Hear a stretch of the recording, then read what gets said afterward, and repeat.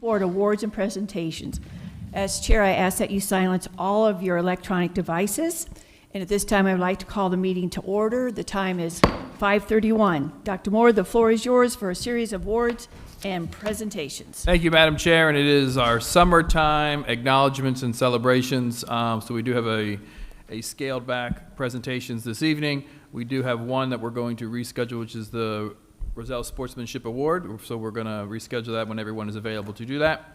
But with that, I'll turn it over to Ms. Maddox for our recognitions this evening. Thank you, Dr. Moore. Welcome, everyone. Good evening. Thank you for being here with us tonight. We don't have a very large crowd, but we have a very important crowd right now, so thank you.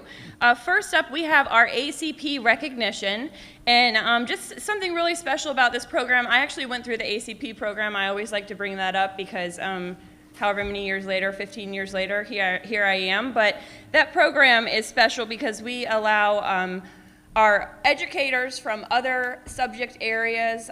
You might have graduated with a different type of degree, as I did, political science, and you go through this wonderful course that Ms. Terry Beckham is a part of to learn how to be a teacher. And I'll tell you, it's more rigorous than I think going through college is, because by the time you're finished with this course, I mean, you've learned just about everything there is. So I'll allow Ms. Terry Beckham, our PD specialist and PDCP coordinator, to come up and tell you a little bit more about it and then introduce us to some very special individuals tonight.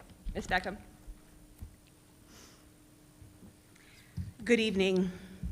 Thank you, school board members, Dr. Moore, and Cabinet for allowing me the opportunity tonight to speak and recognize a very, very special group of hardworking teachers who have completed the SDIRC Professional Development Certification Program, lovingly known as ACP. About 10% of our population here in Indian River is comprised of professionals who have a bachelor's degree or higher in a field other than education. When they realized they wanted to be part of our noble profession, they applied to the Florida Department of Education to receive their statement of eligibility, which is a very specific letter outlining every piece of coursework and testing that needs to be done to earn certification. General knowledge tests, at least one subject area test, professional educators tests, ESOL coursework, reading endorsement coursework, reflections, recording yourself teaching, mentor logs, and courses about classroom practices, classroom management, assessments, ethics, supporting our diverse learners, and learning theories are just a few of the topics that these teachers learn about during their program. This amounts to about 800 or more hours of coursework, and they do this all while teaching. They do this all while teaching. A full work week with students in front of them each and every day. Currently, we have about 55 teachers who are enrolled in our alternative certification program. It is thriving beautifully. And these educators have up to 5 years to go ahead and complete all of their requirements. The following teachers, when I call you up, I'd like for you to stand in front and you'll get your certificate and a picture. But I would like to recommend these guys as our ACP graduates for the 2022-2023 school year. I couldn't be any prouder to work along such amazing educators. Sandra Lupi, David Pusher, Lionel Lillane, Robert Harris, Carolina Davila, and Brittany Reed. We also have some teachers who could not be with us today as they are enjoying the world around us in their summer vacation. As far as Greece, actually, some of them are. So the following teachers are not here today, but I would like to recognize them. Gary Cook, Rudy Bell, Courtney DePietro, Ashton Capon, Tabitha Newcomb, Derek Cave, Jeffrey Brackett, Tara Powell, and Jennifer White.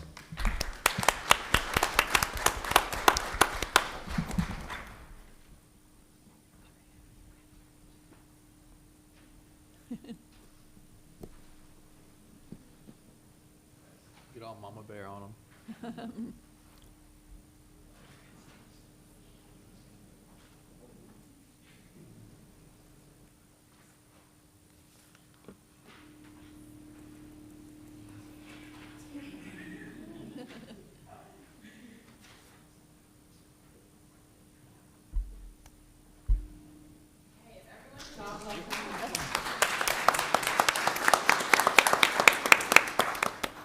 Shift just a few steps to the right, please. Perfect, right there. And smile like you're actually. Okay. Ready? 1, 2, and 3. Thank you. Congratulations. Congratulations.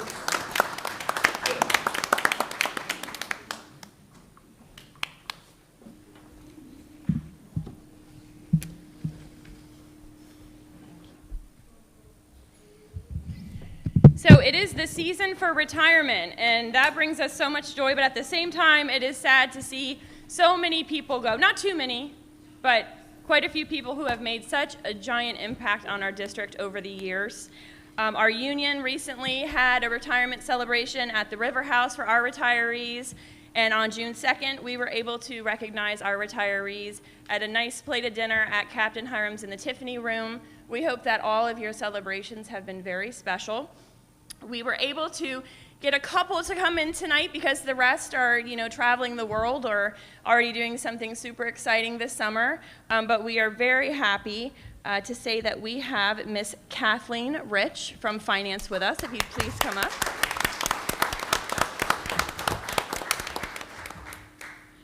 Come on up. And Miss Susan Del Tufo from Beachland Elementary.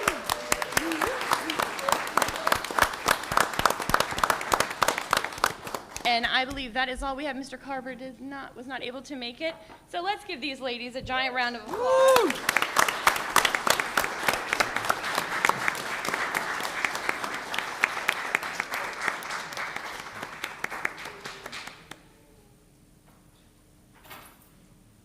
Ready? 1, 2, and 3. Thank you so much for your service.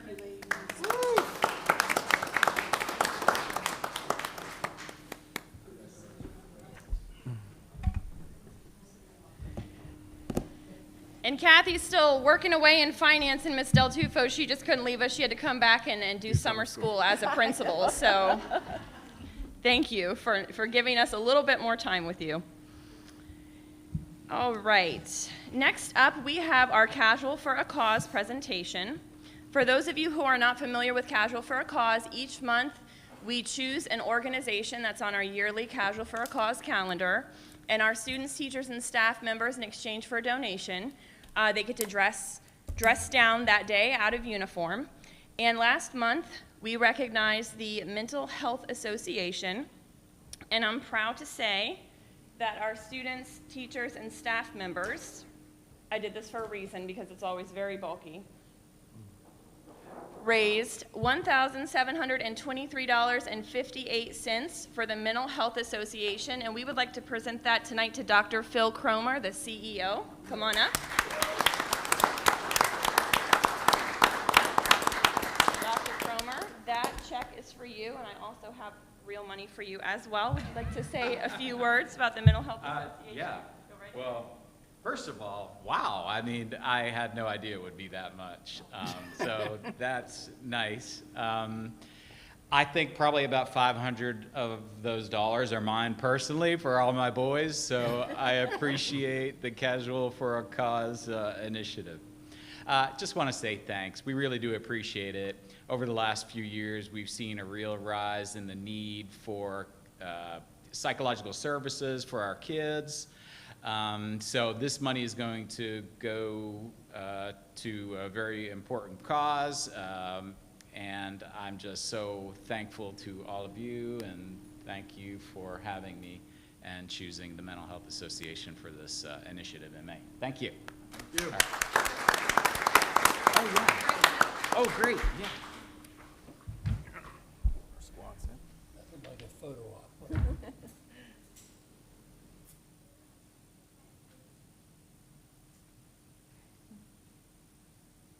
1, 2, and 3. Thank you very much. Thank you.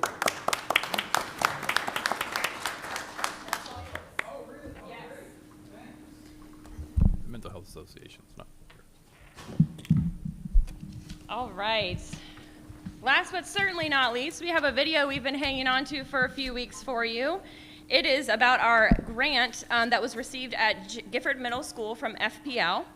They received a $50,000 STEM classroom makeover grant from FPL to update technology to a 21st century learning environment, advance curriculum, and increase exposure of students to STEM. This grant is intended to provide transformational learning opportunities to students in a classroom setting. Funds will be used to address infrastructure, technology, or resources to advance STEM curriculum and increase exposure.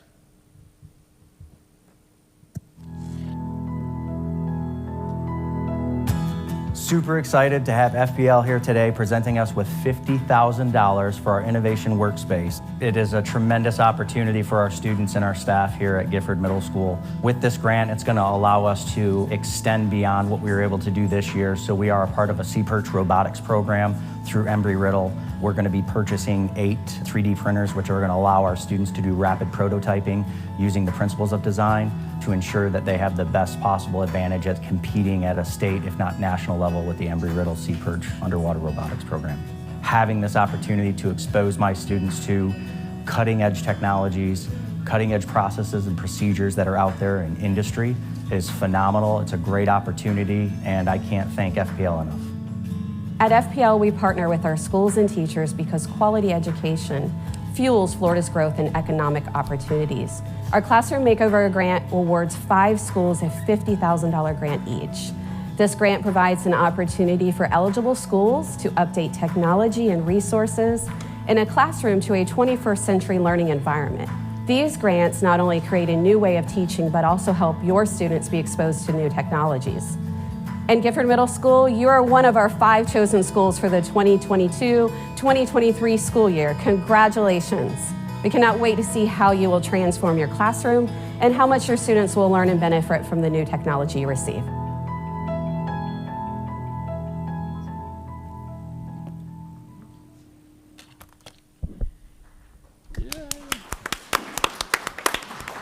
Thank you, and Dr. Moore, that concludes presentations. That's all we got. Thank you very much. Thank you to everyone who was here tonight. We appreciate all of you and all your support of the school district. This will conclude our awards and presentation for the evening. It is 5:43. Our business will begin at 6 p.m., our business meeting. The meeting's adjourned.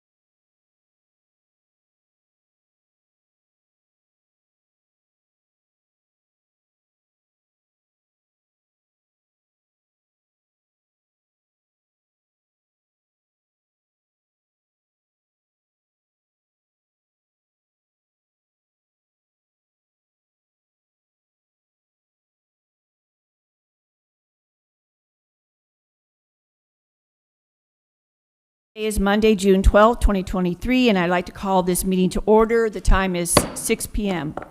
I ask that out of respect to everyone, please silence all electronic devices. And would you please stand with me for the Pledge of Allegiance? I pledge allegiance to the flag of the United States of America and to the republic for which it stands, one nation, under God, indivisible, with liberty and justice for all. Thank you very much. Our first item on the agenda is the adoption of the orders of the day. Board members, are there any items you wish to move from consent agenda to action? Madam Chair, as discussed today, we'd like to pull item E11, which is transportation agreement with the Boys and Girls Club. Thank Bring it you. back at a later time. E11 polled. Thank you very much. Any board member like to move from consent agenda to action? Yes. Ms. Rosario? 8A, 8B, and 8C. All right, would you please tell me the topic for each one? Okay, 8A is the approval of the 2022-2023 2% salary increase. 8B is the approval of personnel recommendations, and 8C are the approval of salary schedule. Thank you. I'd also like to add a discussion item. Yeah, that was next. Any items, any other board member consent to action? Is Ms. Berenborg on? I don't think she's on yet. Okay. Mr. Barefoot, Dr. Pasca, okay. Items added for discussion, Ms. Rosario? Fast data. Okay. Thank you, ma'am. And Dr. Moore, any other than the E11 being pulled? I'm good to go. Okay, so just to review, we have 3 consent items pulled to action. 8A, 22-23 2% increase. 8B, personnel recommendations. And 8C, salary schedule, all pulled by Ms. Rosario. Okay, the chair now calls for a proper motion to adopt the orders of the day. So moved. Second, we need a second. Second. Dr. Pasca, Mr. Barefoot, any discussion? All in favor for orders of the day, please vote by saying aye. Aye. Aye. Anyone opposed? Carries 4-0, thank you. All right, next is citizen input, and I will be reading the citizen input. I'm sorry, Dr. Moore, anything for report from the superintendent? I was hoping for some data, but the state hasn't Okay. released it, so not this time. All right, citizen input, I'd like to read the guidelines.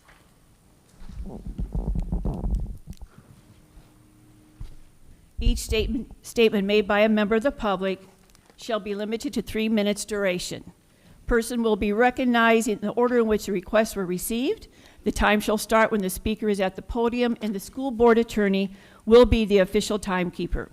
As you will see, the time clock is visible to your left on the dais. You will hear a beep at the end of your 3 minutes. Person may speak up for up to 3 minutes at the beginning of a business meeting and during citizen input as indicated on the order of business, and for up to 3 minutes to each action agenda item during the action agenda and each board member discussion item as indicated on the order of business. If a consent item is moved to an action item, when you come to the podium, you may speak at that time or defer to speak during the presentation of the action item. People may only speak once about any given item. The time period may be extended by the presiding officer. Only the individual submitting a speaker's form is allowed to address the board. Time may not be yielded to other speakers. During the meeting, please refrain from clapping or outbursts of any sort so that we can proceed with dignity and with decorum by not infringing on any individual's First Amendment rights. I need to remind everyone to direct all comments to the chairperson, not to individual board members or the superintendent. Board members may or may not address any citizen input statement at the end of the citizen input comments. As board members listen to citizens without interruption, citizens are asked to give board members the same respect. As per Florida Statute 1001372, subsection 3, the presiding officer of any district school board may order the removal from a public meeting held by the district school board of any person interfering with the expeditious or orderly process of such meeting, provided such officer has first issued a warning that continued interference with the orderly process of the meeting will result in removal. I will be calling you up two at a time. The first person will be called to the podium to speak, and the second person will be in line to speak. Speakers shall not engage in personal attacks or abusive language. The chair has the right to terminate any speaker's privilege to address the board if the rule is violated. If you have anything to give to board members or the superintendent, please do so through our assistant, Ms. Milliman. Our first speaker is Jeff Leake, and Jeff is followed by Jennifer Pippin. Thank you and good evening. First, thanks to all those members of the board who did their best to respond to the word police in Tallahassee who burdened you with rewriting a policy that truly didn't need rewriting. I only wish that all board members had been able to join you in that work.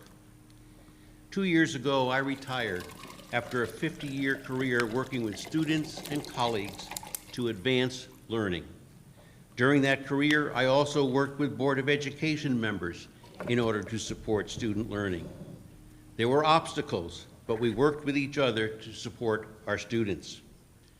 From my perspective, being a truly responsible school board member here in Florida, one who knows educators are not indoctrinating students and who still believes that public education has been and must continue to be a pillar of our democracy, has become an almost impossible task. Most seek the position to do best for students and our communities, the same reason dedicated individuals enter our profession. But the extremists in Tallahassee are making life next to impossible for educators as well, taking a real toll on the trust and connection so important to our profession. The extremists are pushing harmful policies that hurt students' freedom to learn, from Don't Say Gay to book bans, voucher schemes, and the whitewashing of our history. They're using every trick in the book to divide our communities and weaken public education, all to advance a radical and truly un-American agenda. As one culture war operative expressed in his speech, you really need to operate from a premise of universal public school distrust, and talked about being ruthless and brutal. I am concerned with the direction that public education in Florida has taken. I sincerely hope all of you are concerned as well. All Floridians must be ready to stand up to the zealots whose real agenda is to privatize education and dismantle this important pillar that public education has always been in our country.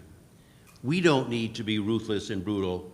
We need to be determined, calling out the vocal minority and the extremist schemes. Thank you. Thank you, sir. Jennifer Pippin, and then Thomas Kenny. Good evening. My name is Jennifer Pippin, and I'm the chairman for Moms for Liberty Indian River, Florida. And I first want to say thank you to the school district of Indian River district staff that has been dealing with the curriculum and the library books over the past couple of months and the year since Mr. Meyer took over. Starting in October 21, it's no secret or surprise we started looking into library books in our county. I wanted to give the most current update now that the weeding process is almost over in our county. So we have 35,000 items that children have access to in the school district in its entirety. We challenged to date 252 library books. 11 were permanently removed prior to the weeding process before the 2022-2023 laws.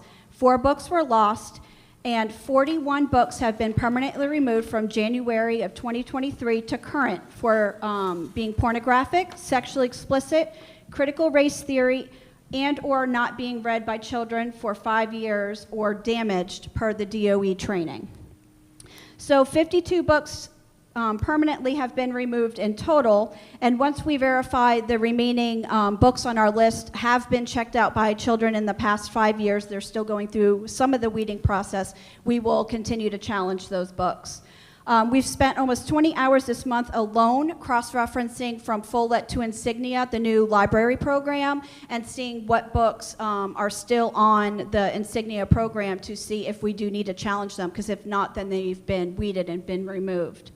Also, I would like to bring to your attention, I haven't heard it talked about at all, but the new legislative laws, there's 18 new education laws that have been signed, again, went through the House, went through the Senate, signed by Governor DeSantis, and I haven't heard anybody talking about it, so I hope that the school district is implementing that for the July 1st date, as well as having a book list going to the Department of Education of all the books that have been permanently removed in our district, so other districts can see those book lists, and the media center specialists can, cross-reference their book lists and, make sure that hopefully in starting this new school year, we'll be in compliance across the state for these books that have been challenged for the past couple of years. A couple of the bills that I think are very important to this school district are Senate Bill 598, Senate Bill 272, and also the biggest one again for this district is House Bill 1469. And that pertains to defining sex if and when pronouns are able to be used in the district and a lot of library protocols. So I just wanted to make sure that that was mentioned. Thank you. Have a great day. Thank you, Ms. Pippin. Thomas Kenny and then Mershawn Green. Good evening. Ms. Millivan's bringing you some handouts I wanted to bring. Mr. Seymour will get one too. Thank you.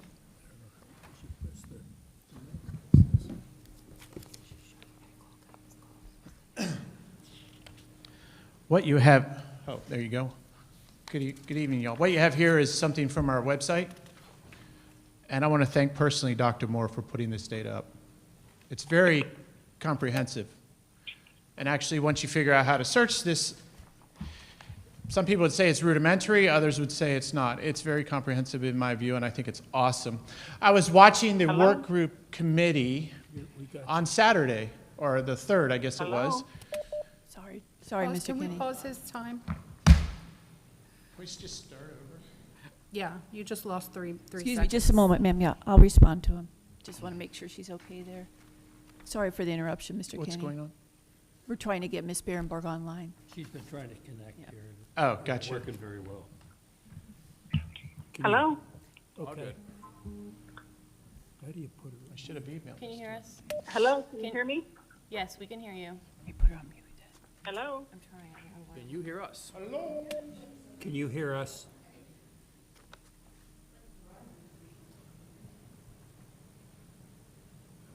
Can you hear me? Yes.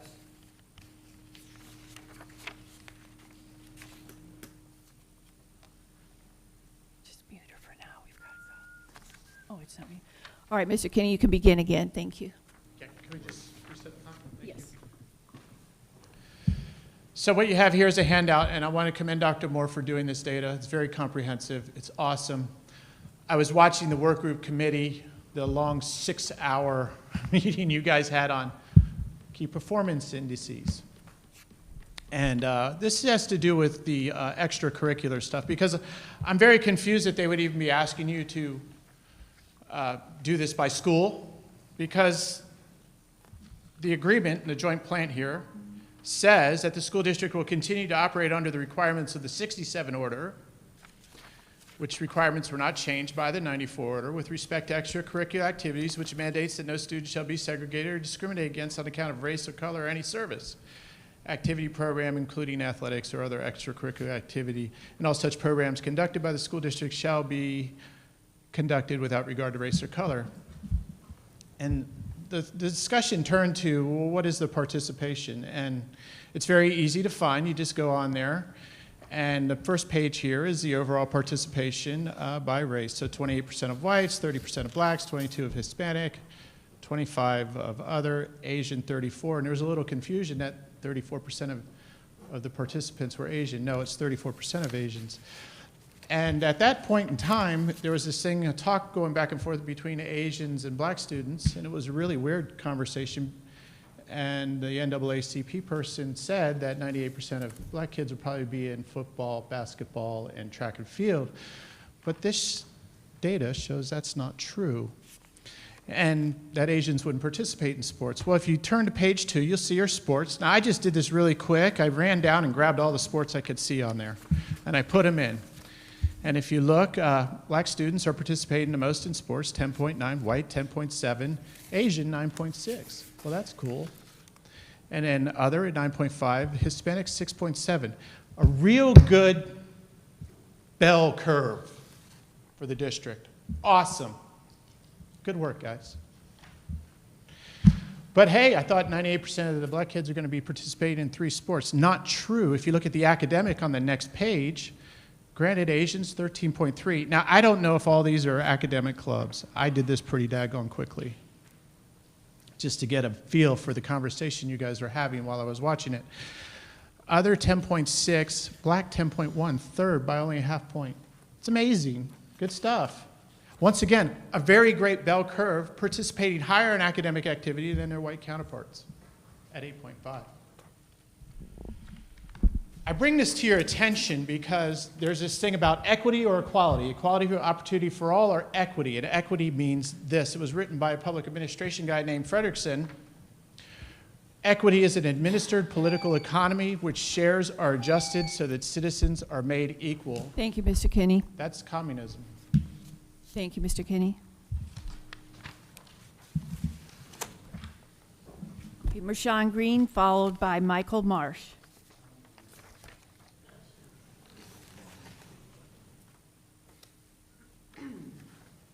Good evening. Good evening. When Dr. Moore came to our district, we were excited to have a superintendent from a diverse district. We thought he would ensure that all students, teachers, and administrators received the support they needed.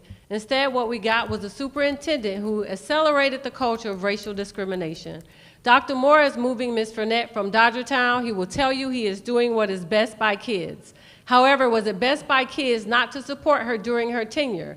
Was it best by kids when his administration undermined her ability to manage her staff, degraded her in front of her staff, placed administration at her school that they knew would bring conflict, and also spread rumors to her staff that she was retiring, and now has structured her new position to remain in a hostile work environment? And yes, there are witnesses willing to speak under oath to what I've stated. The pattern we are seeing during Dr. Moore's tenure is that black principals are demoted and or moved after not being supported, while their white counterparts receive support in their schools, and if still not successful, a shiny new director position at district. Ask Cindy Emerson, ask Beth Hofa, ask Ann Beaver, ask Kim Garcia. None of their schools had significant performances justifying a district promotion. As a matter of fact, 3 out of the 4 schools had behavior issues, personnel issues, poor academic achievement, and one of the principals had numerous complaints. Yet these are the principals that Dr. Moore promoted to evaluate schools and criticize other principals. Was that best by kids? After a black principal is targeted, he replaces them with another black same-gender principal, as if that would undermine a discrimination complaint. We have seen this with Sebastian River High School. We also saw Eddie Robinson resign after being targeted and not receiving the support. The words equity, diversity, and inclusion have gotten Dr. Moore in trouble with Moms for Liberty, but if they would just look at his actions, they would be quite pleased with him. Dr. Moore has not supported equity, diversity, and inclusion. He has promoted those who look like him, those who agree with him, those who are willing to push his agenda. These promotions do not include diversity. They are not equitable. He doesn't even post the positions for employees to apply. They're not based on qualifications at all. Instead, he handpicks his mean girls led by Kelly Basura and his hit squad. Then they carry out his orders, and he gets to play oblivious to the terror occurring in our schools. Board, where are your checks and balances? I am here today to put you all on notice that Indian River County sees it, the black community sees it, black parents see it, and district employees sees it. You boldly continue disparate treatment with 1,500 plus witnesses, and you think they won't give statements? And while you're afraid of Moms for Liberty and state law, you all have a federal court order that is over your heads and you're not complying with, and you don't care at all. Funny you have no idea that federal law supersedes state law, but you will soon learn. Just know when you touch Miss Burnett and our beloved Dodgertown, you sounded the alarm. Books are the least of your worries. Thank you, Ms. Green. Michael Marsh.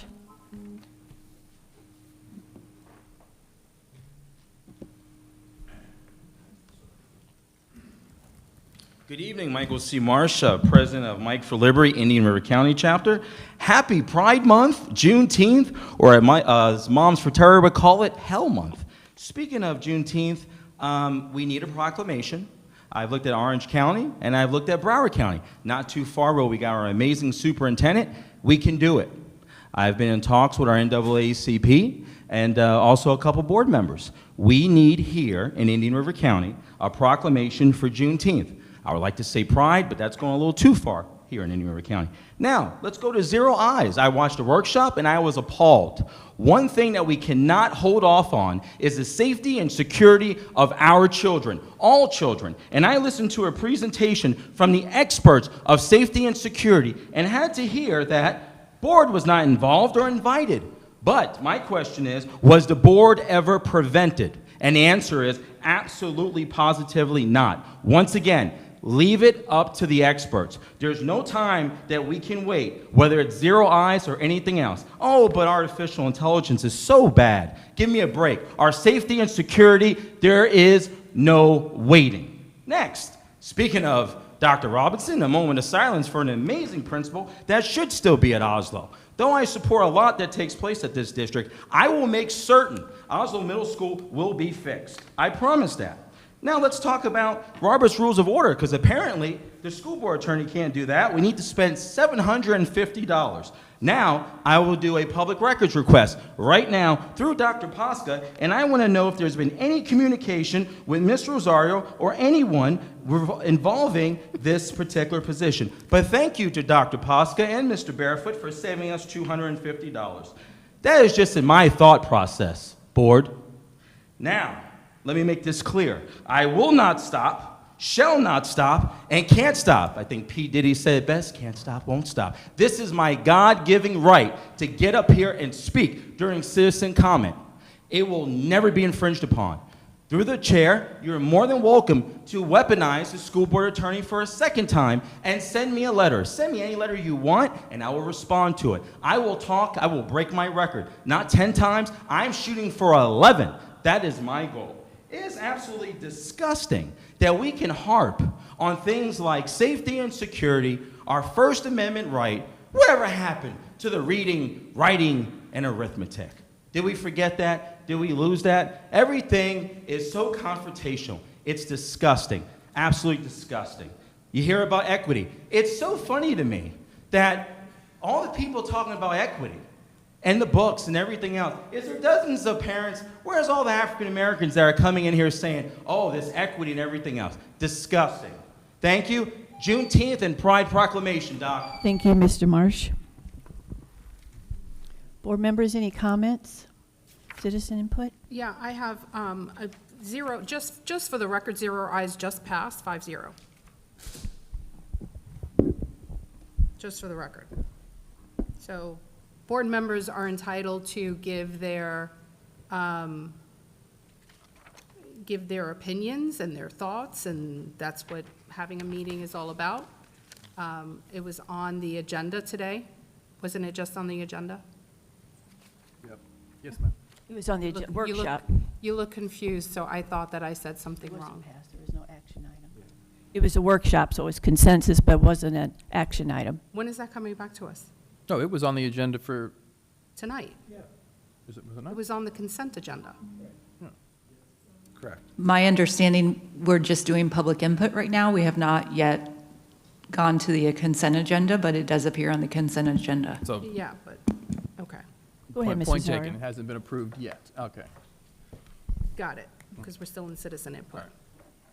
But it hasn't been pulled for action, so unless somebody pulls it for action, it's most likely going to pass 5-0. The other thing that I was going to mention, I was going to ask Dr. Moore to clarify a question about Follett going to Insignia. What is that about? We haven't had any discussion about that at all. Through the chair, Follett no longer has the ability across the state to meet the state's requirements in terms of filtering information and reporting information. So the new program, which comes under the threshold of my area, allows us to switch that management system. It's much more comprehensive. and allows us to be in compliance with the requirements of state law within the state. So we are bringing a presentation to the board at our next workshop on how to manipulate it, how to use it, how to filter through it. But I would be doing a disservice to our community and our board if we maintained a program that didn't have the flexibility to do what needs to be done in terms of classroom libraries. So a big piece of the issue is we have to be able to account for all of the books or libraries, regardless of where they are. Follett was not going to allow us to be able to do that. So back in the fall of 2021, when I brought that item for you to investigate Follett to make sure that Follett was actually able to do exactly what you're saying that they're not able to do, you came back to us and said that we didn't need to change Follett because it wasn't a Follett issue. At that time, that was the correct answer, but now that you have to maintain libraries in classrooms, so some things change. So the answer was correct then, now, and this answer that I just gave is also correct. Yeah, so I wish we would have been able to get a head start on that back then, because what I was told is that Follett was the only one or the only option for us, but I'm glad to see that there's another option. Question in that process, because we haven't had any discussion about this, although, so this is the first time that I'm hearing it. Were there any other programs that were researched before settling on Insignia? And have we signed on the dotted line with Insignia? Because the board hasn't voted on that yet. Through the chair, it's under the $50,000 threshold, so no, the board, Okay. I have the authority to do so. We did look at a number of different items or programs. This was the only one that had the flexibility, I think, what you'll find across the state. This is pretty much going to be the common use across the state. So I do have a question, I do have a concern. I mean, we can certainly move this to discussion, but the question is, in the transferring, and maybe Ms. Besora will be able to answer it, in the transferring of Follett into the new Insignia database, are we going to lose books that have been challenged in the process? Are we going to lose books and not be able to find books that will be challenged? And so if we lose books in that transferring, my concern is that a challenge will come back and a response will say, well, we don't have that book in our system. But just because of the transfer from one system to the other, which is very possible, the book still might be on the shelf when it's not showing up in the system. So that's the part that I'm kind of looking ahead at. Through the chair, great question. The transfer actually happens electronically, and it's already occurred. And at this point, we're already going in to verify the accuracy of it. Now, obviously, with thousands and thousands of books, we won't be able to do that for every book, but we will be spot checking along the way, and so far, so good. So how do you then manage the ones that have already been weeded? Because there were quite a few that have already been weeded, We've right? just transferred this system at the end of the school year. After the weeding? Correct. So it is a direct upload, so the information will transfer from one system to the next. As books have been classified, it's a direct transfer. So we don't anticipate losing any books or losing any classification of current books. Okay. So then at the end of this month, the superintendent is supposed to submit, Dr. Moore, are supposed to submit to the Department of Education the report of all of the books, so far that have been removed for whatever reason, right? The reason gets put on this spreadsheet, whether it's been weeded or whether it's been removed because of inappropriate content. When we have not received that information from you yet before going to the DOE, when are we going to get an update on that? So through the We as chair- board, I'm sorry. Yep. I think I have those meetings this week. So as we're closing out this year, we'll be able to turn the page and we'll be able to get all that done within the appropriate amount of time. I'm sorry. So yes, we'll be able to send that to the board. That information isn't due. To the board? Yeah, of course, okay. yeah. Any other discussion on that area? All righty. Our next item on the agenda is approval of the consent agenda items as amended. I need a motion on that, please, to approve the consent agenda as amended. I'll make a motion. Thank you, Ms. Rosario. Second. Dr. Posca, any discussion? Okay, all in favor to approve the consent agenda as amended, say aye, please. Aye. Anyone opposed? Okay, 0. You have to say aye, Mr. Barefoot. Did you say Say aye? aye or nay? Because Mrs. Berenberg's on the phone, and I go, can't be. Ms. Berenborg, can you hear us? I don't know. Well, she's on here, so. All right. I said aye. Okay, good, thank you. 5-0. All right, our next item on the agenda, items pulled from consent to action, and we do have public input on these items. The first item is 8A, pulled by Ms. Rosario, approval of the 22-23 salary increase for all non-bargaining employees. Mr. Marsh? That's a violation of our policies. Is that a Rosario shirt? That's a violation. You can't wear that. It's not against the First Amendment, Yeah, it Dr. is. Posca? Miss- It is, wait a minute, absolutely. Wait a minute. Ms. Shattuck, would you rule on his T-shirt, please? Yeah, could you just give me one moment Thank you. to double look at this policy? I have no idea. Nothing new. Is that a fashion statement? Maybe.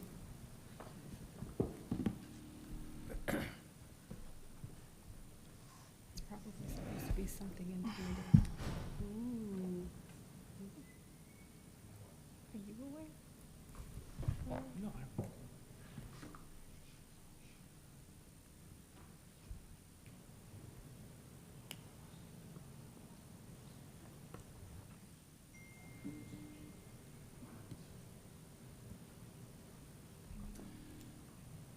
Wearing a statement addressing a board member, they're still addressing a board member. We did do it before. Yeah, we did. Chair, just for the record, I wore this numerous times in the past.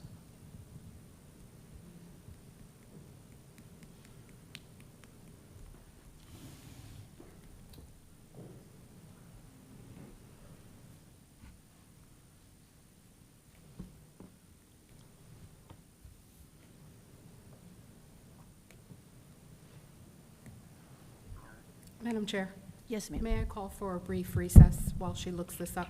Yes, you may. 5 May- minutes? May I request a brief recess? Yes, for 5 minutes, okay? It's up to whatever she needs. You need time. Are you okay? Yeah, 5 minutes would be good, thanks. All right, thank you. Take a recess for 5 minutes, come back in at 6:38. Thank you.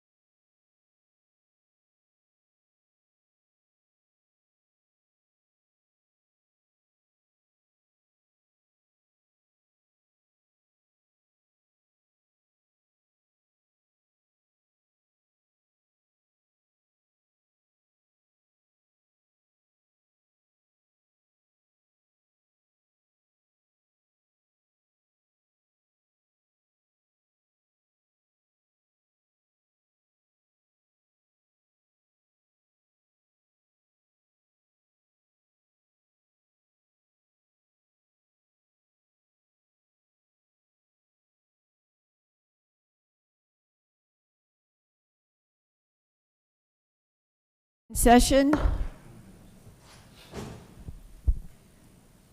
Mr. Marsh, you're up.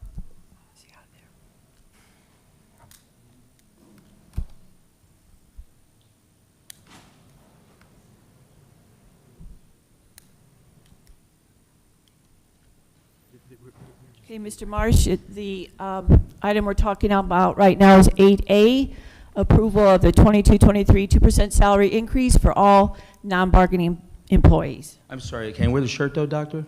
You can keep it on. Oh, thank you very much.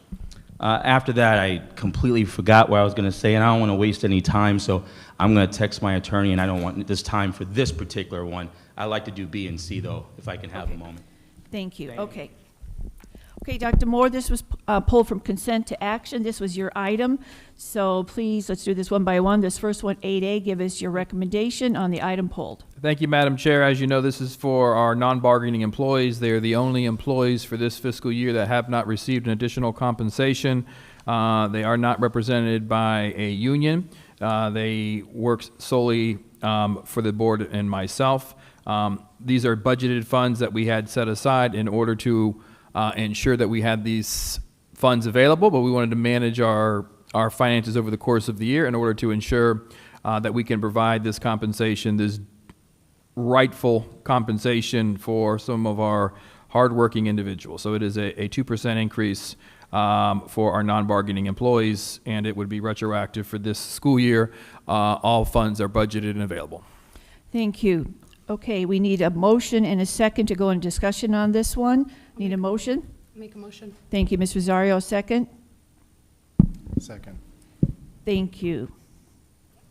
All right, discussion. Go ahead, Ms. Rosario, you pulled it? I pulled it because it's not a routine item, and I believe it deserves to be an action agenda.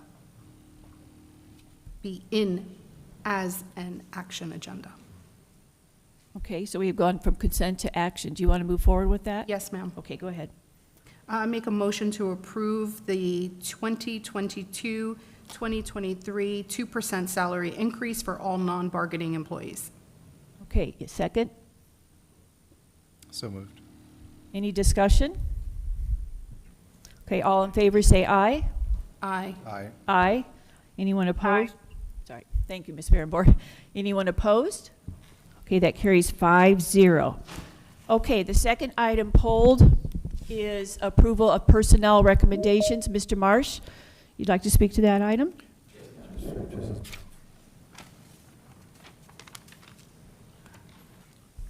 Good evening, Board Attorney, Michael C. Marsh, President of Mike for Liberty, President of We the Really Real People of Indian River County. And we all are here tonight in support of this. And I want to mention one of the recommendations of personnel, I believe, was to move Principal Bagley from Pelican Island to Dodgertown. I just want to say I look very forward to the huge community event, working with, I believe I heard through the chair, two amazing ladies. I wouldn't use the word mean, but I would use the word wonderful, Ms. Besora and Mrs. Emerson. I will put on the biggest community event at Dodgertown Elementary. I will work with your Director of Innovation, your Assistant Superintendent of CNI, not to be confused with CSI, as some have said in the past. And I will make certain that Principal Bagley feels very, very appreciated. I will make certain that she feels Madam Chair, stronger point of order, together. please. Can I have my time? Oh, so This is where the action item here is on the salary increase, not on reorganization. I was on B. We already voted on A. We're on B, updated approval of personnel recommendations. Okay, I apologize. That's okay. May I please have my 8 seconds to... Yeah, I'll keep going with that, buddy. Okay. I'll add it. Oh, thank you so much, Doc. All right, where I was, a little confused now after that. But anyhow, going back to what I was saying before I was interrupted, we're going to make certain that Principal Bagley feels very much appreciated. Now, I can't speak for everyone. I don't get to speak for any particular community, and I don't think anyone should be able to speak for any particular community or for children. And many do not speak for my beautiful interracial queens. Dodgertown Elementary has been a school that, well, we can get a little better, but this is what you do. You send in someone to fix, or I don't know if fix is a good word, but maybe strengthen what's already at that school. And that's what the AEP and that's what the principal will do over at Dodgertown Elementary. So I stand in support of 8B that was pulled tonight. And once again, my name is Michael C. Marsh. I am the president of Mike for Liberty, also the president of We, the Really Real People of Indian River County. Good night, and God bless America. Thank you, Mr. Marsh. Okay, Dr. Moore, this was your item, move from consent to action. And so we'll go ahead and take your information and your recommendation. Thank you. Obviously, the recommendation for is approval. Included in this item is the district realignment as discussed today during the workshop. This comes in at an overall cost savings to the district of over $500,000, I'm sorry. And it is an absolute shrinking of the system. And we're looking at very strategic positions in our school system, ultimately to eliminate some of the bureaucracy, some of the red tape, so we can maximize funds and get those dollars as close to kids as possible. Over the course of the year, Cabinet, myself, we are constantly looking at the data and making decisions that are in the absolute best interest of children. And included in these recommendations are, in fact, what are in the best interests of children. As it is clearly documented over the course of the last 4 years, this school system has improved 16 state rankings, which is the most of any school system in the state of Florida, with one county matching that growth. If you look at some of the data that is coming in now, we're looking very, very good in comparison to the state. So I will quickly, maybe not do the entire presentation as I did this morning, but as we are eliminating a cabinet member, we are consolidating some work. Some of the strategic planning work will take place within the Department of the Chief of Staff. That individual will lead all of the strategic plan work as well as the procedures and systems that take place behind the scenes in order to ensure board members have everything that they need. An evaluation of that office, there is a slight modification to two job descriptions, creating the coordinator of strategic planning support services. And this allows us to continue to move at the clip or the rate of speed that we are become accustomed to moving. When you look at the Department of Development and Engagement, that is Ms. Emerson's office. Ms. Emerson will be taking on the role of executive director. She will be bringing a recommendation to this board in the coming very shortly, in creating our own district support organization and also streamlining the work of our CTE programs under the leadership of what will be the director of CTE and Technical College. Aligning those two positions, the goal there is to ultimately feed our technical college in order to maximize enrollment and participation. We've made a significant commitment investment in the programming at that particular school. We need to be extremely strategic in maximizing the opportunities for students to participate in that program. And looking at the Office of Curriculum and Instruction, Ms. Basura will be picking up the data management team. That's Dr. McMahon's office, Department of Accountability and Research, and also an evaluation of that work, a slight modification, a new job description, in creating a data analysis project manager. That is not a new position, it's a modified position. Really looking at the high skill that is needed to create these dashboards. One was presented to us tonight. This is a dashboard that was created by the individual who is going to fill this particular position. Looking at the Office of Finance and Technology Services, we're eliminating a red tape bureaucracy position, which was the Director of Technology, and making slight modifications to 4 job descriptions, compensating those individuals for their leadership roles and supervision of other adults. That's the senior ERP, senior network analyst, senior student information services, and senior instructional and technology. That'll help eliminate and ensure that we're moving as quickly as possible. The Department of Federal Programs will also be under the absolute outstanding leadership of Mr. Fagan. When you look at principal supervision, that will be moved under the Office of Mr. Bass, which is Office Human Capital and Operations. Very, very nice fit. As we discussed this morning, some modifications to our nurses, increasing or modifying their salary because we are losing them left and right. extending one position, our health coordinator services, from 10 months to 11 months in order to provide the additional supervision, because now we're having those during our extended school year programs. Modifications of job descriptions for our custodial equipment manager, as well as our one of our coordinators. Simple, just modifications to job descriptions. And then the Office of Student Affairs and Advocacy, that's Mr. Seymour office. He's picking up exceptional student education, as well as student services.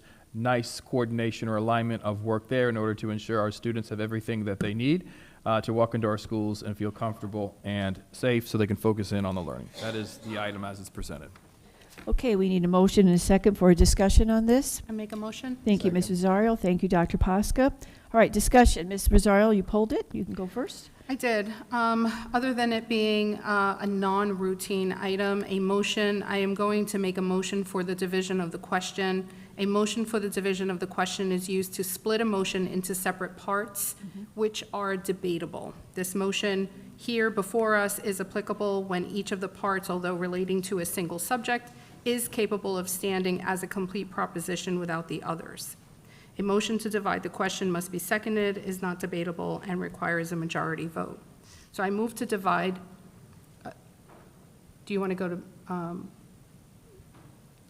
I just let me want, what do the specifically motion. are you dividing? Yeah. I move to divide the proposition, approval of personnel recommendations, into 3 parts. 1, job descriptions.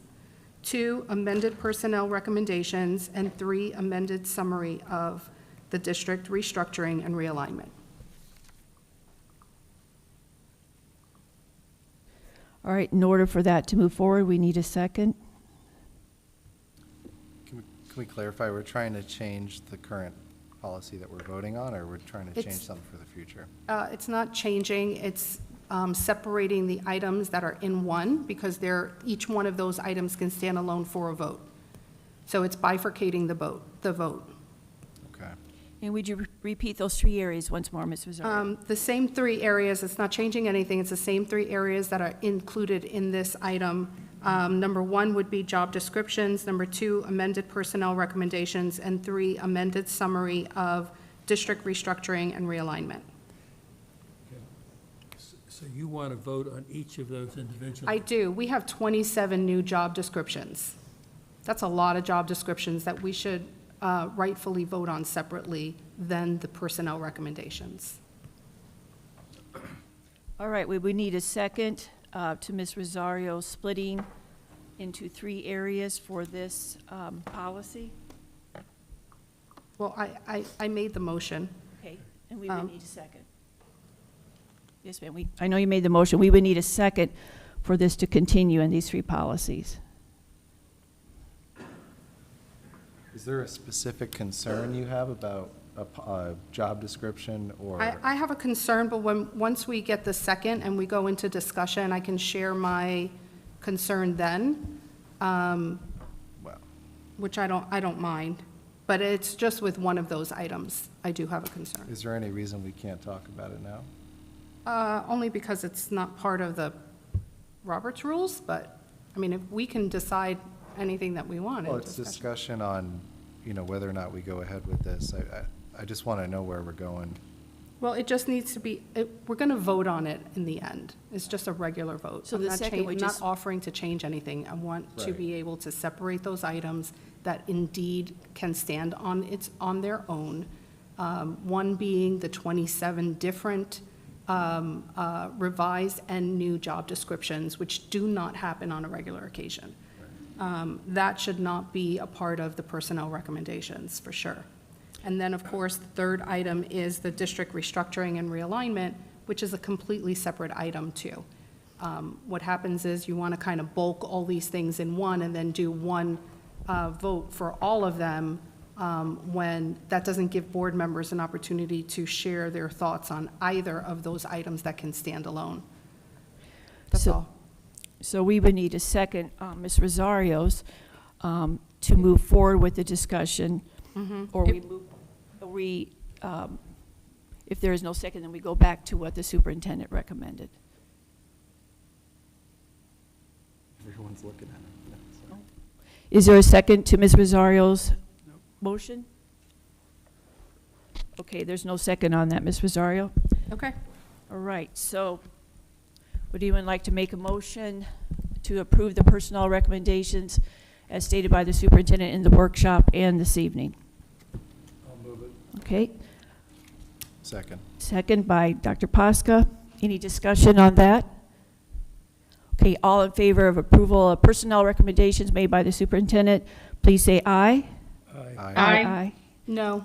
And those no, Ms. Rosario, so that vote carries 4-1 on the personnel recommendations. All right, our next one is approval of the 2023-24 salary schedule. Mr. Marsh, did you want to speak on that one? Yes, please, Madam Chair. That's the last one that's pulled. Good evening. Michael C. Marsh, Chair of Mike for Liberty, the Indian River County chapter. And we support the approval of the 2023 and 2024 recommendation of the salary schedule. So say us all this 12th day of June, 2023. Good night. Thank you, Mr. Marsh. Dr. Moore, your report and recommendation, please, on this item. I'll ask Mr. Bass to present this item. Thank you, Mr. Bass. Good evening, through the chair. This is the salary schedule. It reflects the changes of the reorganization that was just approved. Went over this with everyone today.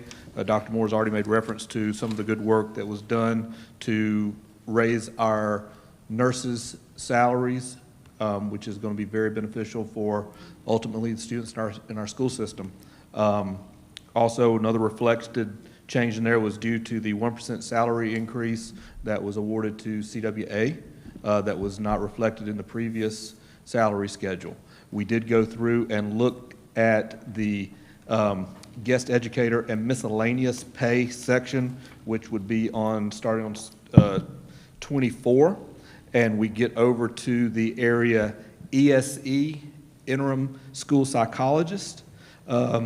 It was pointed out today by Ms. Rosario that the amount that is paid to interns, not our employees, interns that we are doing as a bonus service to individuals. The doctoral level student is at 9 hours, which has been that way and been approved for several years before. And then the specialist student level, which is actually a lower certification, is at minimum wage. So I would like to propose one change to you on the spot here of making the doctoral level student $17 an hour and the specialist level student intern at minimum wages is $15 an hour. Again, we do not have to pay this. This is a added bonus to these individuals in hopes that they could one day come here and work here. So I hate to add something to you on that on the spot, but I think that's where Ms. Rosario was going. Okay, thank you. We need a motion and a second to discuss this. I'll make a motion. Thank you, Ms. Rosario. Second. Thank you, Dr. Posca. Okay, we're going into discussion, and Ms. Rosario, you pulled this. So you go ahead. I did. So just for clarity, the specialists, and it's not intern, it's interim. What? Interim, which is like a temporary, right? Yes, Because an intern and an interim. But it's the interim. I don't know why it's called interim on there. It's an intern because someone with a specialist as a school psychologist, no way on earth would they work for minimum wage. I know, that's why I was Yeah. kind of questioning the whole thing. So I'm glad that you you looked at it. So are you going to change that word from Yes. interim to intern? Yes. All right, so an intern school psychologist at the special level will earn minimum wage, which is $15 an hour. Specialist, yes. Specialist. Doctoral will be 17.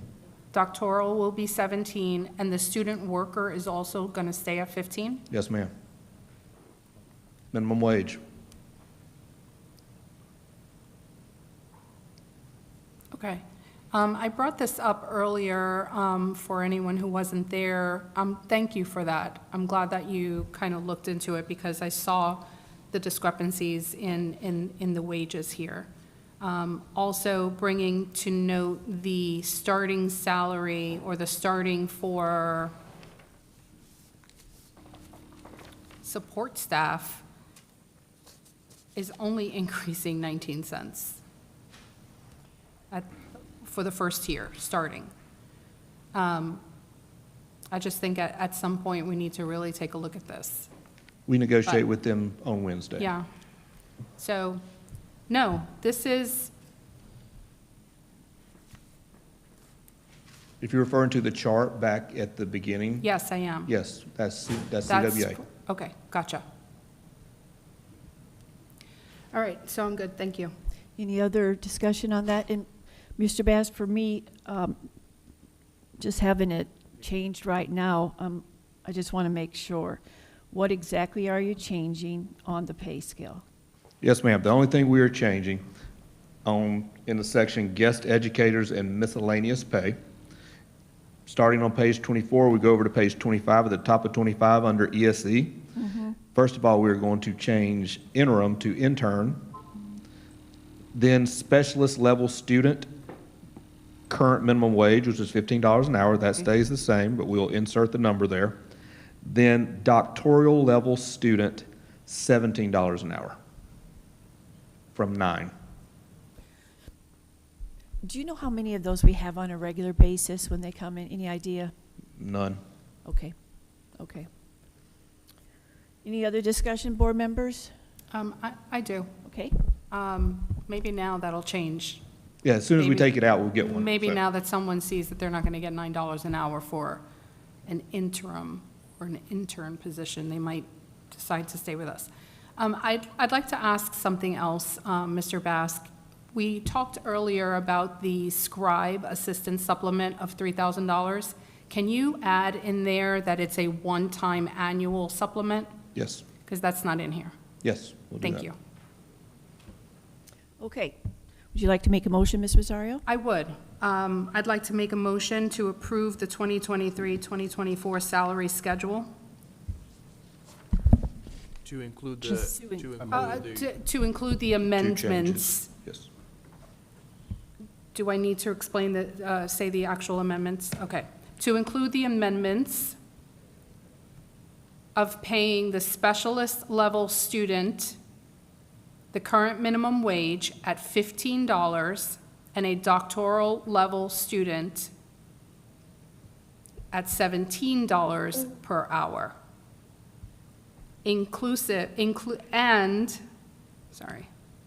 And the scribe assistant supplement will be $3,000 annually, one-time $3,000 supplement annually. Anything about the interim or intern? What was their change on there? Change the interim to intern. Okay. And change the interim to intern. Okay, that is Ms. Rosario's motion. Do we have a second? Second. Third. All in favor, say aye. Aye. Aye, aye. Aye. Ms. Berenborg? Do you hear me? Yeah, we going to discuss it, or I'll say aye. I'm sorry. Yes, we can. I'm sorry. Yeah, we can. I thought I said discuss. I just had one question. Go I ahead, had Ms. one Berenborg, question. yes. Yeah, where's the money that's going to be put into this pot coming from? Mr. Bass? Where's the money coming from with this upgrades, if you will? Is it coming out of other employee salary pot? Wow, Ms. Berenborg, you stumped me right there for a second. It would be general fund, we would have to budget it in there, but for the interns, but again, when asking Mr. Smelser and Dr. Suit today, how often do we have these? And very, Not very often. few do we ever have. I mean, I don't think But you we've had. still have to set money aside. Yeah, we would budget it, we've already got money budgeted there, so we just have to increase it. But I don't think we would project a large increase because there's no historical, data there showing that we're gonna have people that do that. So that money that's set aside then would go back to general after the year Yes, ma'am. Okay. All right, fine. thank you. Any more discussion? All in favor say aye. Aye. Aye. Aye. Anyone opposed? Okay, that carries 5-0. Thank you, Mr. Bass. Thank you. Dr. Moore. All right, our next one is discussion, and we had one item added, fast data, Ms. Rosario.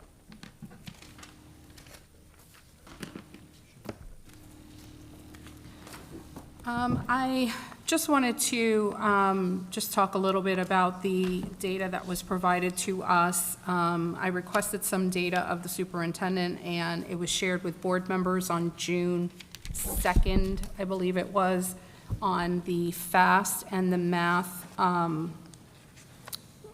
diagnostic test this year.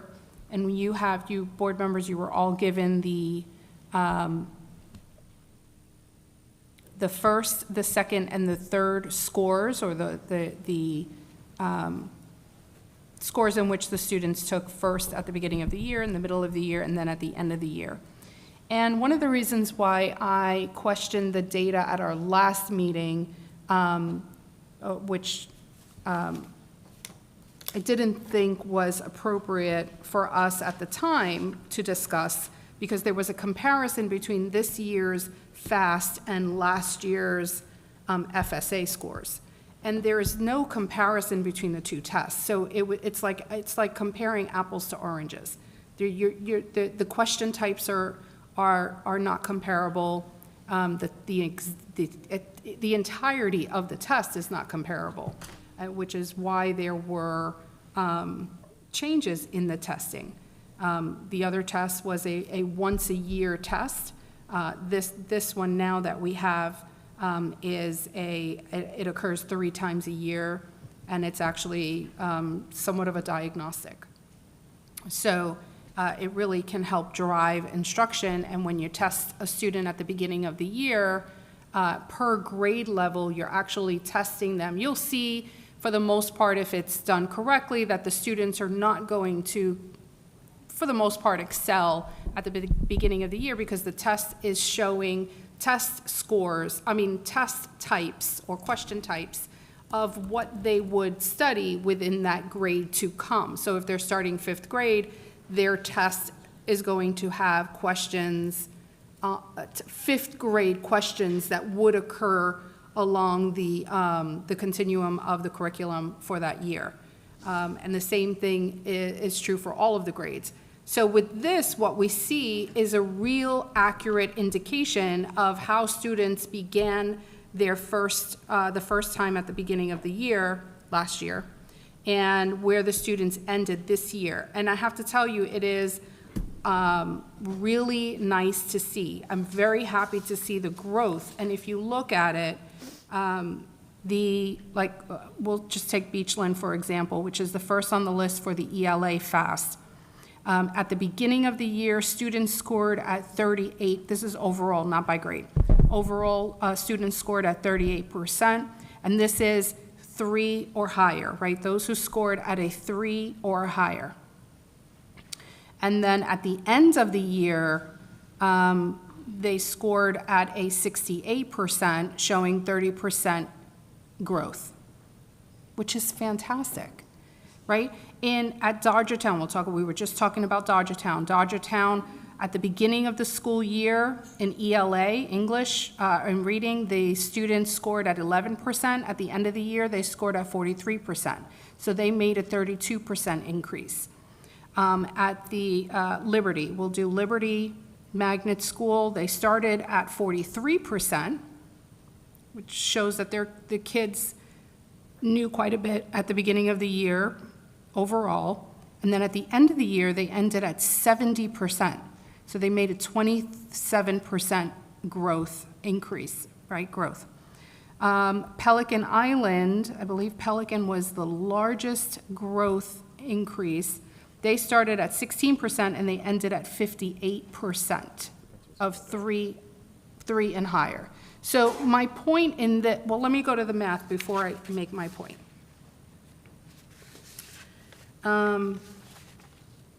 Math, an example of math which, believe it or not, there was more growth in math than there was in ELA. That's shocking to me. But Rosewood Magnet, we'll go to Rosewood. Rosewood Magnet started with the Math Fast at the beginning of the year. Their students overall scored 14% and ended the school year at 77%. They made a 62% increase, which I think is fantastic. Osceola Magnet School started at 17%. They ended at 81%. That showed a 64% growth. Treasure Coast Elementary started at 9%. They ended at 79%. That's a 69% increase, growth of that their students showed for the entire year's learning, right? And I'm mentioning this because this is a perfect opportunity for the superintendent. I'm going to charge the superintendent. I'm going to challenge the superintendent. Here we go. To use this, because this is a perfect platform, since we do not have a baseline, right? We do not have a prior year data. This is kind of like starting at ground zero, right? You're starting fresh. You cannot compare this to the FAST. We've already requested of the Department of Education a waiver for comparison of one year to the other in data because of the new testing requirements. So I would just challenge the superintendent to use this data and this information to begin the cohorts, right? We've talked about cohorts. This is a perfect opportunity to take a look at the cohorts starting now, and using this by grade level, you can start to literally address closing the achievement gap. So if we look at the grades, specific grades, right? I'll give you an example. In Dodgertown Elementary, third grade students scored in ELA 39%. Now we're looking at specific grades. Third grade students scored at 39%. But their fifth grade students scored at 58%. So more focus needs to be provided in, this, Next year's fourth graders. Yeah, next year there'll be fourth graders, right. And the focus on ELA would need to be on the third grade more than it would not saying that the fifth grade wouldn't need it, but differently than, of course, the fifth grade. So instead of giving everyone a blanket instruction across the board for all grades, now we have an opportunity to really hone in on individual needs of students per class, per grade.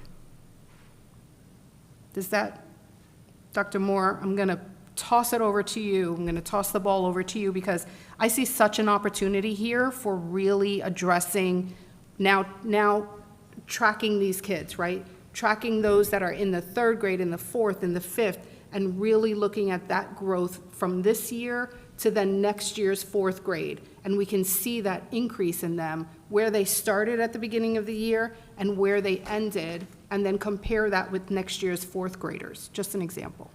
And that is the work that we've really have been focusing in on for the last 3 years. So I live, eat, breathe, drink data. And just this weekend at a restaurant, I was having a conversation with the teacher, and I was able to speak to her about her data in her classroom.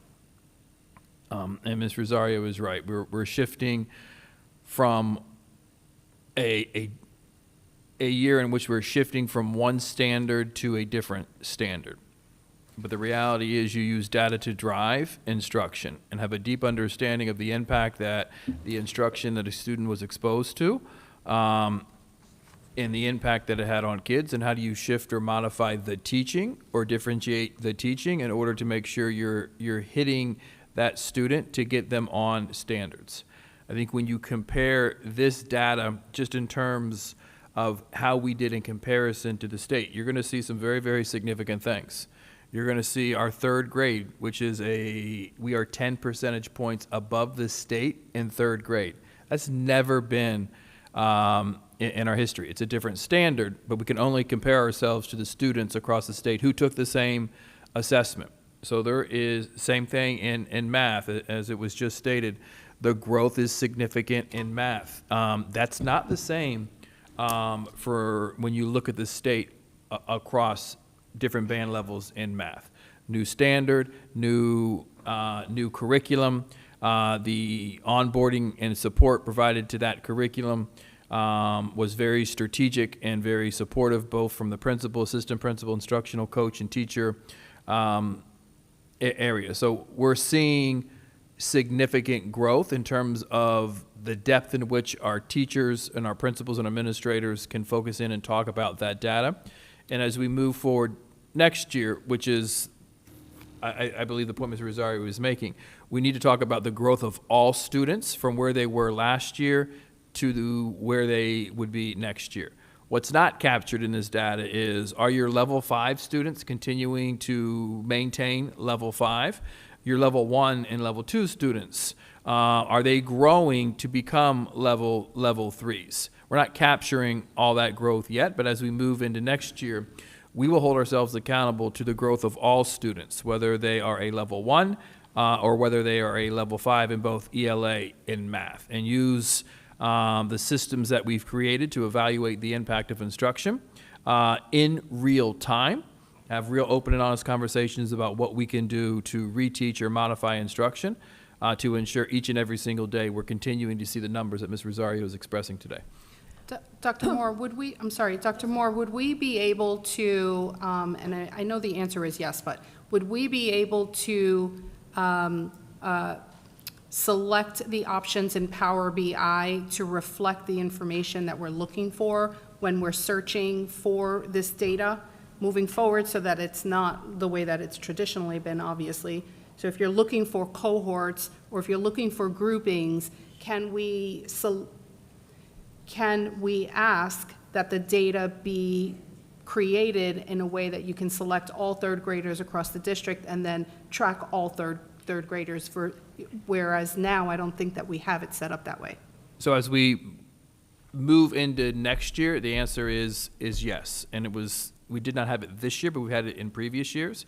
I think we have one of the most transparent, dynamic dashboards that is public facing than any other system in the district or in the state of Florida. You can go on there and we will give you the truth, the reality of where we are based on assessments in which we're taking. So yes, we'll be able to have that and monitor growth in real time over the course of next year. How we want it to look, so that when you're looking for this data to compare, then next year versus this year, you'll be able to pull it up. We will be able to pull it up. Yeah, so all of our dashboards are interactive, and they will create the chart from this is your target from where you were last year, this is to where you plan on being this year, this is where current students currently sit. Yeah. It was referenced by one of our speakers today. It takes a little bit to learn how to navigate, but you can teach yourself how to navigate the system, and just the amount of learning that anybody can have regarding the progress the system is making through these dashboards is absolutely outstanding. But FAST is not up there right now, right? No, right no, now. So how long do you think it would take? As we'll upload all of our dashboards when the school year starts. Okay. All right, just a couple things I'd like to add before we have any other board member for this part. I think I was in the district office when the scores came in, when we were putting this information up, and right away people started looking at it, elementary, secondary. I went into Dr. McMahon's office looking at it in general, and this does give us good information. Dr. Moore, when is science supposed to be coming in? To be honest with you, I was hoping we would get it Thursday or Friday of last week, and that's why I was holding my presentation. Since we didn't get last Thursday or Friday, I am guessing it will be this Thursday or Friday. Okay, and then I was at the principal AP meeting just because I was in the office at that day, and they were talking about data. The minute the principals get this information, they're looking at it, reviewing it, looking to see what they can do. How did it compare with iReady and the diagnostics? So they're completely on it. Question on the high school scores. And when we disaggregate the data, for those students who had to take this test again because they did not pass the FSA, will that be pulled out soon? I want to look at the overall pulling those grades out, those students' grades.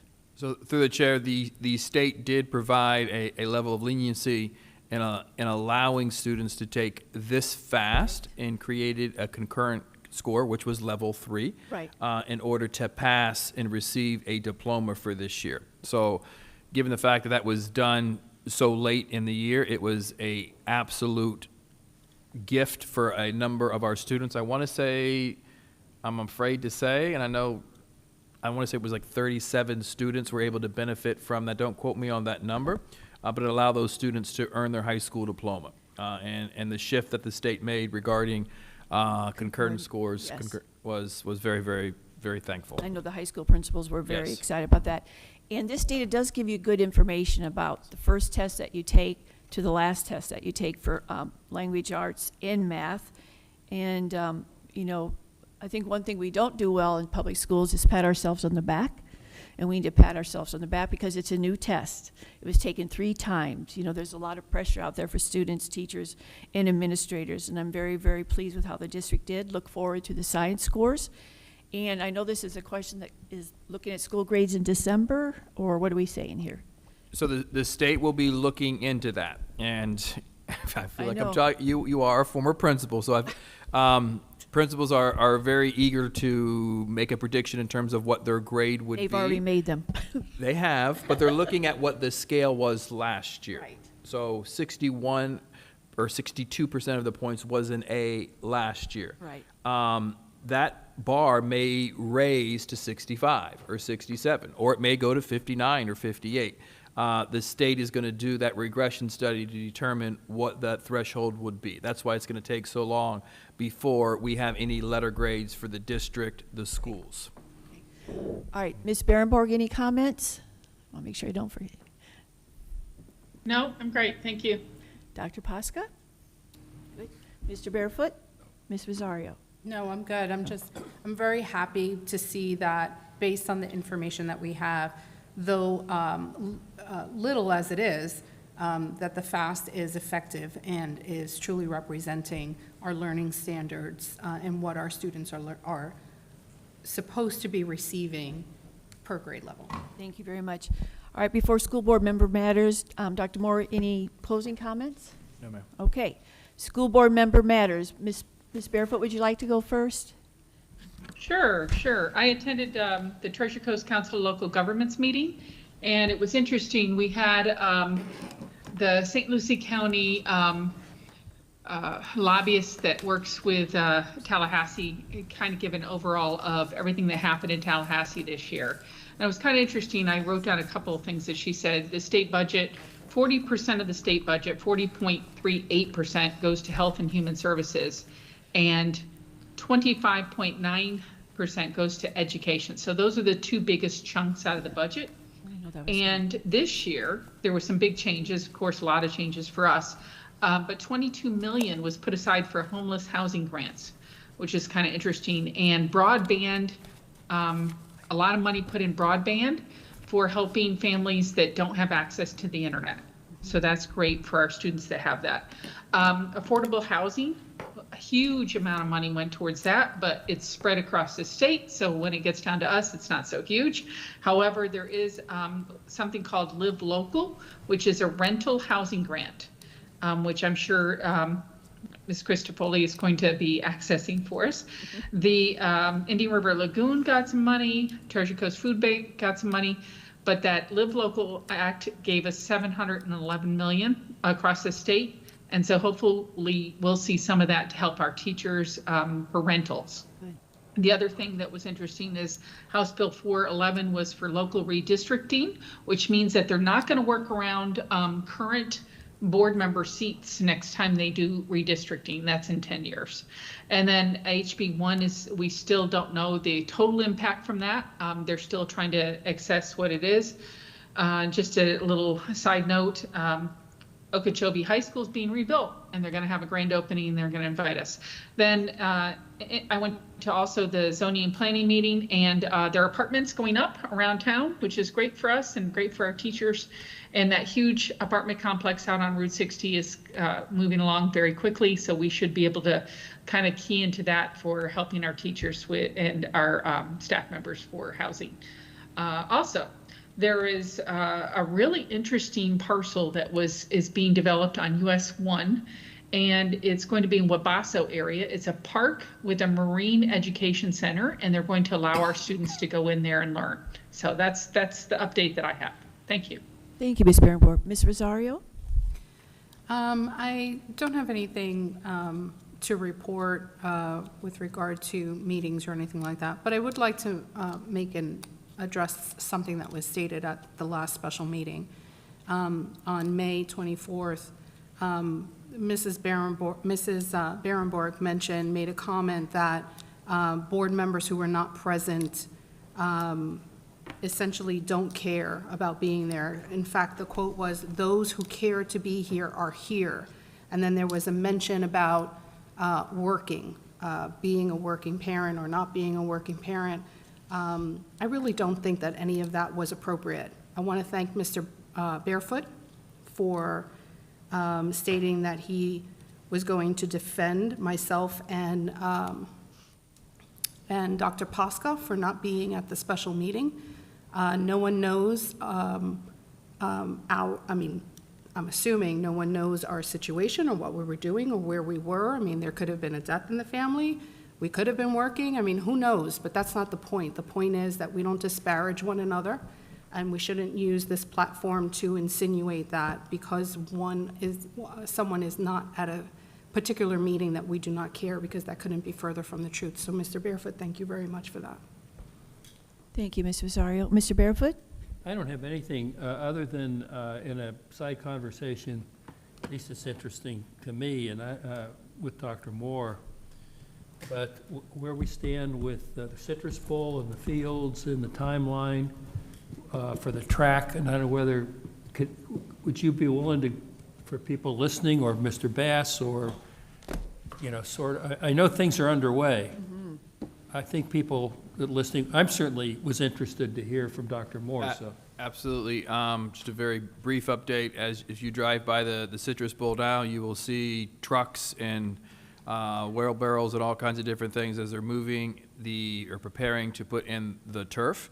At our last item, you approved the item which begins the surveying of the land in the Graves property, which allow us the first step. We've approved all of the materials and resources needed for the playground, and we're looking forward to bringing the item which will allow us to contract with a vendor to create and kick off the track and field. And our goal is to have all of that done as we move into next school year and have that track ready for the track season, which is a winter sport, spring sport? They usually start practice in January. Well, we're going to cut it close, but we have the funds committed, and we're going to be able to get this done. Anything you want to add, Mr. Bass? Yeah, we hopefully we'll be briefing you Monday next week on potential avenue to go ahead and contract to get that done. Thank you. Dr. Posca? Good. I attended the last lap with the Wilsons at the spring football game, and that was absolutely wonderful. We got it through at halftime, even though it was a lot of rain, we thought, but the clouds just parted, and it was wonderful. And they started moving on that Citrus Bowl just a couple days after that, so it's looking good. We do have on our website the information about free meals, and that was asked to me last week by Bob Seuss. Didn't have the information then, but I did send it to him later, and that is on our website. We've already talked about test scores. Our district did very well. Since we last meet, we were at Indian River virtual graduation with Ms. Holden, and that was wonderful. I've had the honor of getting to one school for summer school and step into K and voluntary pre-K and Learning Alliance at Citrus. They had everything, and second day they were rolling. No hiccups whatsoever.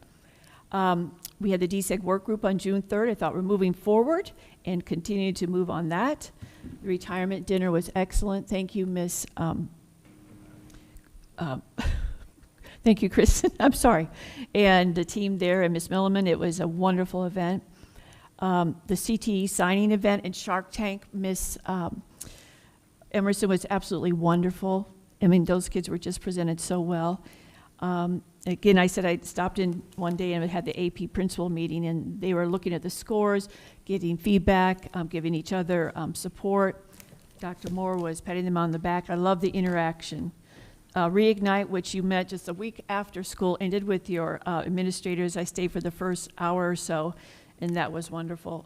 And speaking of community, there was an event at the Jimmy Graves Field Saturday night with Sean O'Dare. He's a former quarterback at Vero Beach High School and played in Miami.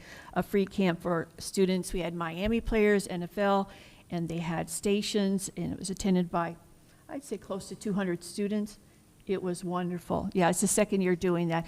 And he also, Dr. Moore, gave out 2 scholarships. He came late on the scholarships, so we did it that night, and the winners were both from Sebastian River High School. Again, another student giving back to his community. In the manufacturing boot camp, I talked a little bit about last week, Dory Stone, Chamber of Commerce. That was a wonderful event. Some students were walking right into jobs at that time, so it was really a good time. We don't take much of a break, Dr. Moore. We just keep going. All right, any other board members? Ms. Rosario? I do have some questions. Planning ahead, Dr. Moore, we have a lot of open positions on diversity in ed alone, just that website alone. There are 152 open positions for our school district, current open positions for our school district. On our website, we have 120 instructional alone positions that are listed in Frontline. 21 open positions in Sebastian River High School and 27 in Vero Beach High School. 11 in Vero Beach Elementary. I mean, and the numbers go on, right? 29 in elementary district-wide. It's a lot of open positions. Going into last year's school year, I was pretty confident that we weren't affected by the teacher shortage. This year, I'm pretty worried that, that shortage is kind of catching up with us. So through the chair, those numbers are a little misleading because as you have moves from one school to the other, there may be positions that are absolutely posted twice. One teacher goes to this school, to the next school, so the position's being posted. We're actually hiring fewer teachers this year than we did last year. So we're very, very confident. We have a system in place where I'll get updates on a weekly basis regarding the open positions. The expectation is that we open up fully staffed, all instructional teacher classrooms, have a teacher in it. Is it a challenge? Absolutely, but in terms of where we were in previous years versus this year, we're comfortable we'll be able to get everything done. But yes, it is a challenge. Anyone else? All right. No one else? I'd like to adjourn this meeting tonight. Thank you for coming. The time is 7:30.